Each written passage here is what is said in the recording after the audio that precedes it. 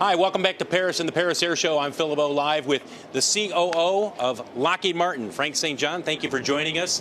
Lots to discuss because defense is the topic that is happening right now.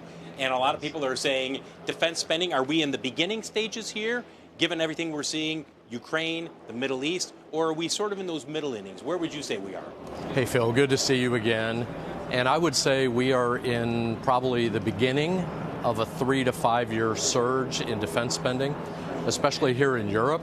The first couple of years, there was a lot of dialogue and understanding the issue and understanding the demand for deterrence capability.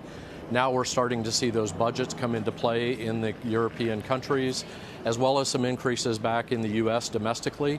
So I think for the next 3 to 5 years, budgets are going to be pretty substantial. Back in the U.S., a lot of people have heard the president talk about the Golden Dome missile defense system. On paper, makes sense. But you know there are more than a few cynics out there saying, now wait a second, huge country like the United States, could Golden Dome actually work? Give me your perspective in terms of not only can it work, you obviously believe in that, but how quickly could we see a system implemented? Well, as the world's leader in integrated air and missile defense, Lockheed Martin is really proud to be part of bringing President Trump's vision to pass. And there are a lot of existing capabilities, be it space-based sensing, command and control, surface-based sensing, and effectors that have been proven in conflict over the last several years that are already in existence. The real challenge is scaling that up in quantity and then creating the integration of those separate pieces. And so we definitely think something can be fielded on a rapid pace. When you say rapid, I know the time frame of 3 to 4 years has been thrown out there.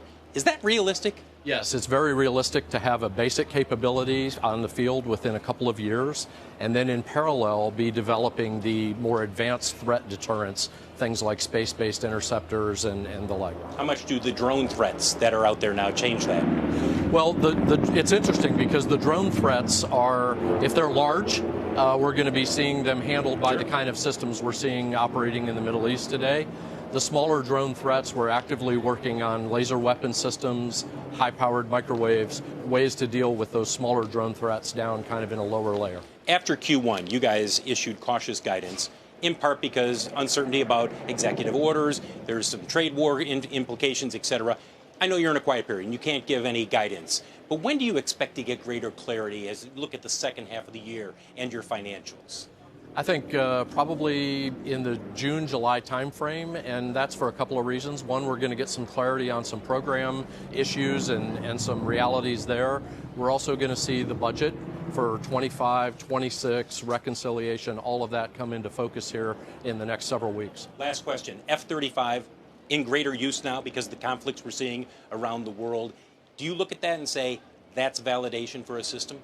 Absolutely. We have said for years that the F-35 was the quarterback of the battlefield, that its sensing capability, its command and control capability, its ability to fuse data from multiple sources was going to be incredibly valuable. We're seeing that in the Red Sea. We're seeing that in Southwest Asia. It is proving itself.